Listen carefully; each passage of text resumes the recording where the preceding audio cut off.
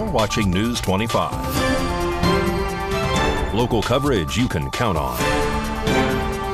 News 25 is brought to you by J.K. Nelson Law, voted best of Pahrump for 4 years. Give them a call, 775-727-9900. News 25 is also brought to you by Gunny's Air Conditioning and Heating. New, service, and repair. Call Gunny's, 775-727-6800.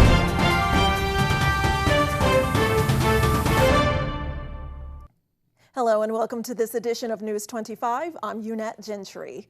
In today's top story, President Joe Biden's son, Hunter Biden, accepts a plea deal today regarding an ongoing investigation of Hunter's finances being run by top U.S. federal prosecutor David Weiss.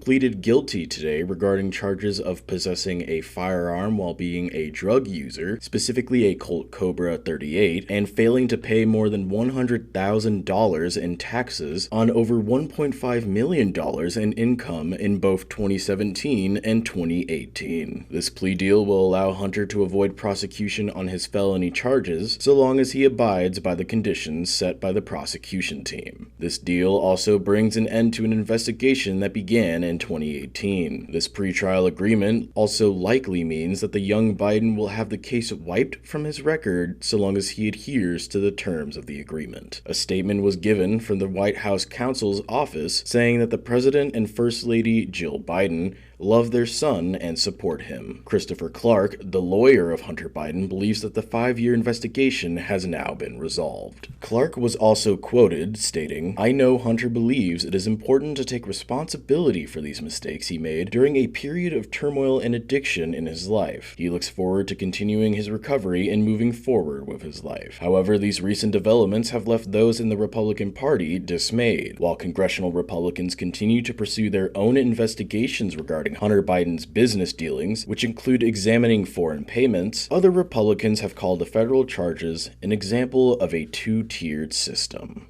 And on the other side of the aisle, President Donald Trump's current court case has some Republicans worried about the prominent face of their party. RJ Camacho reports. Trump is facing questions about whether he'll drag down the Republican Party after his indictments. Donald Trump's grip on the Republican faithful was evident from the moment he left the federal courthouse in Miami last week. Fresh off becoming the first former president to face criminal charges levied by the government he once oversaw, Trump's motorcade moved through a crowd of hundreds of mostly adoring fans. He met more supporters at a Cuban restaurant in Little Havana, a Miami neighborhood that, like much of South Florida, has swung toward Republicans in recent years. A federal indictment on charges of mishandling the nation's most sensitive national security secrets would doom any other White House hopeful. However, Trump's reception in Miami and the more than $7 million he raised after the indictment was a reminder of the central tension coursing through the Republican Party as the 2024 presidential primary gets underway. For now, no one comes close to Trump in his command of the voters who will decide the GOP's nominee next year. But Trump's path beyond the primary is far more perilous as he faces significant and growing questions about his ability to appeal to a broader, more moderate set of voters in a possible general election matchup against President Joe Biden. If Trump fails, he risks not just losing the White House contest, but also dragging down other Republican candidates on the ballot as the party aims to retake the U.S. Senate and keep the House. And turning now to local news, a Pahrump man is arrested after reports are filed about him abusing juveniles. David Preston has the story.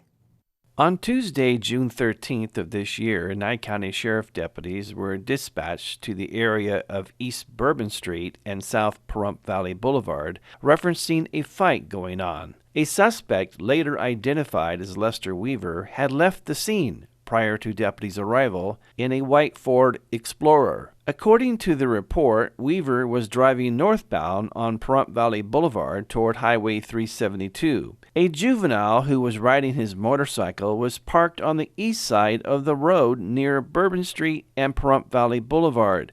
Weaver came up behind him and was allegedly swerving back and forth from the travel lane and the shoulder and almost struck the juvenile. According to the report, the juvenile and Weaver confronted each other, which resulted in Weaver chasing the juvenile who was riding his motorcycle in the area, making attempts to hit the juvenile with his vehicle. Eventually, Weaver parked his car to confront other kids. When Weaver opened his car door, the door hit a second juvenile victim who was recording Weaver on her cell phone when Weaver pulled up in his vehicle. Weaver got into a physical altercation with the second juvenile and then left the scene in his car. Eventually, sheriff deputies caught up with Lester Weaver and placed him under arrest and taken to the Nye County Detention Center. Lester Weaver is being charged with 2 counts of child abuse and 1 count of assault with a deadly weapon. A new state of Nevada? Find out all about the Silver State's possible plans when we return.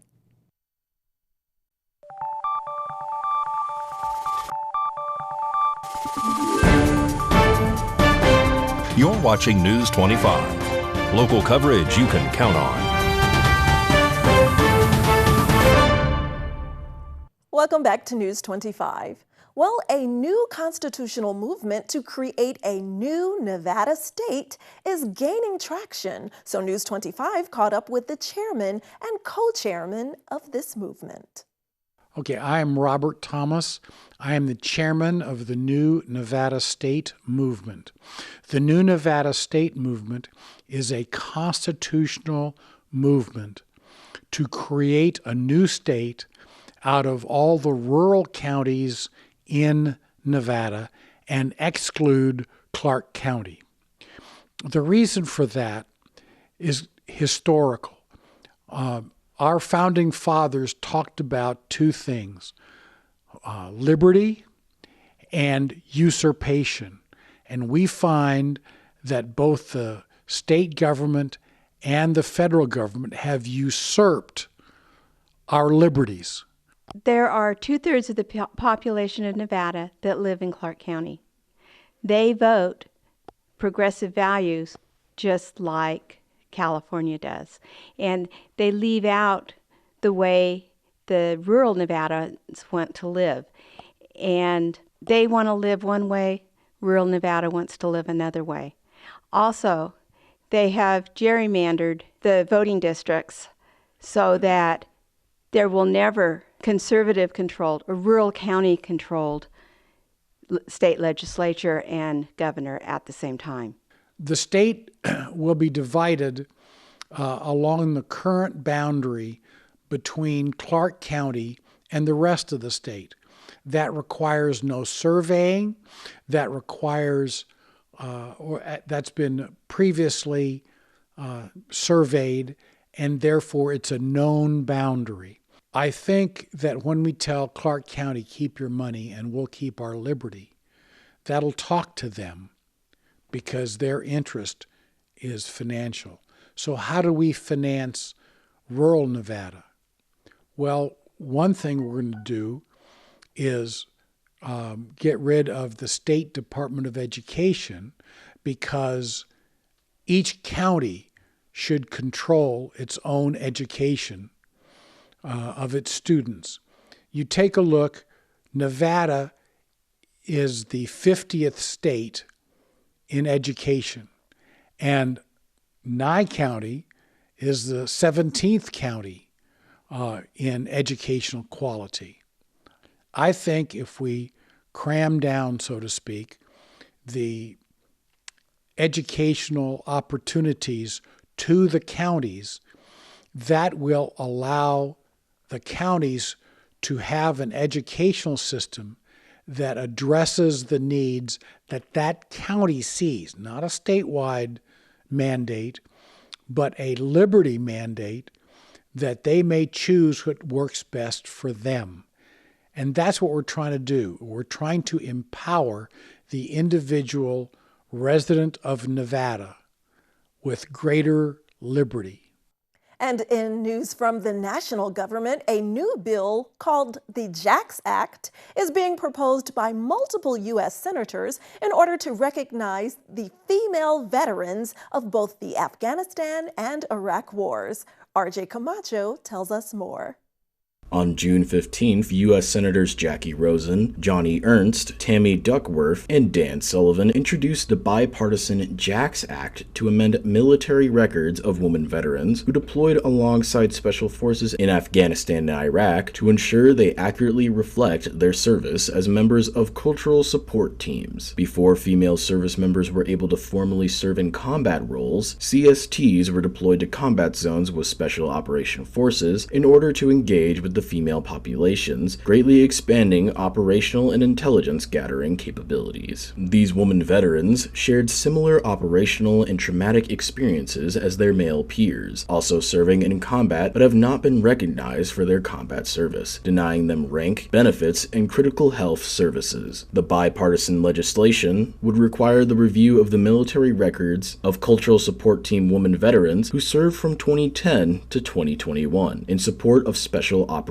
forces. The bill is named the Jax Act after Jacqueline Jax Scott, who served on a cultural support team and has been leading the fight to get women combat veterans the recognition and benefits they deserve. The Jax Act is being introduced the week of the 75th anniversary of women being allowed to serve in the U.S. military. And don't grab that remote. After the break, we're telling you what Clark County is doing to raise awareness about HIV and AIDS. We'll be right back.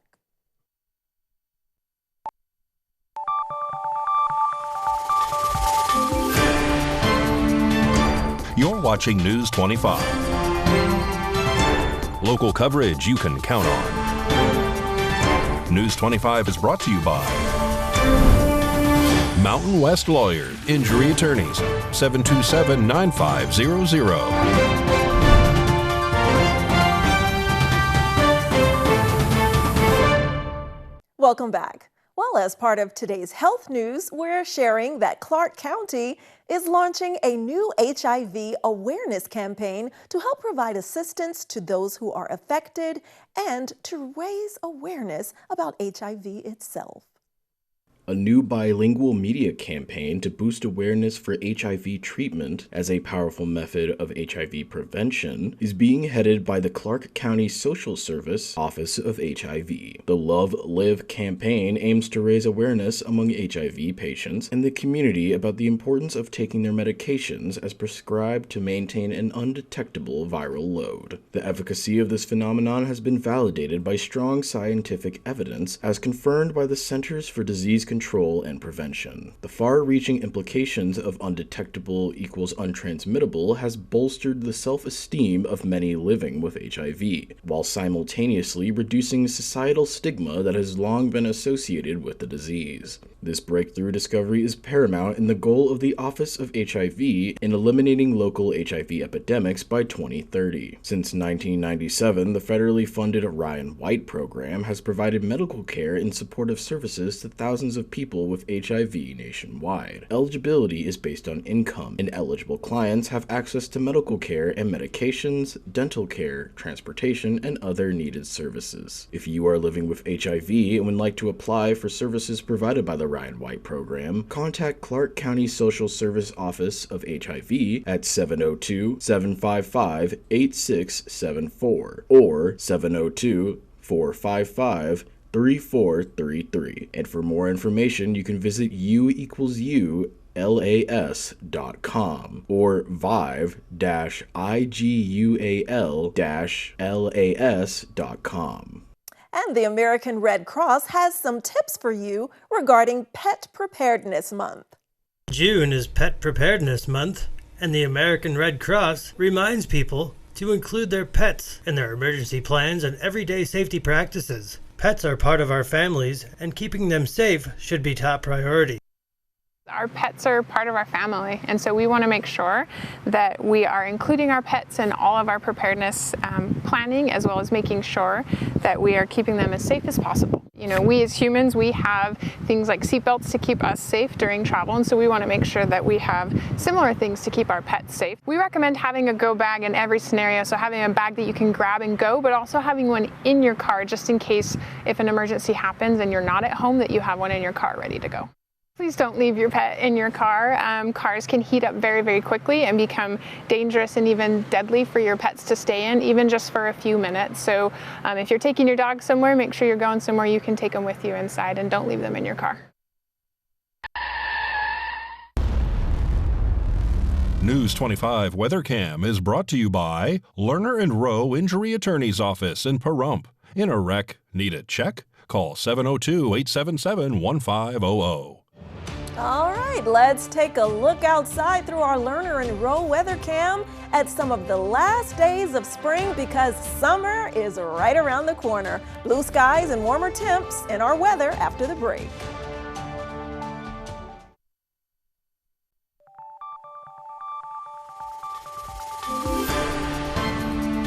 You're watching News 25. Local coverage you can count on. News 25 is brought to you by J.K. Nelson Law, voted best of Las Vegas. Give them a call, 702-727-9900. News 25 is also brought to you by Desert View Hospital. You can count on us.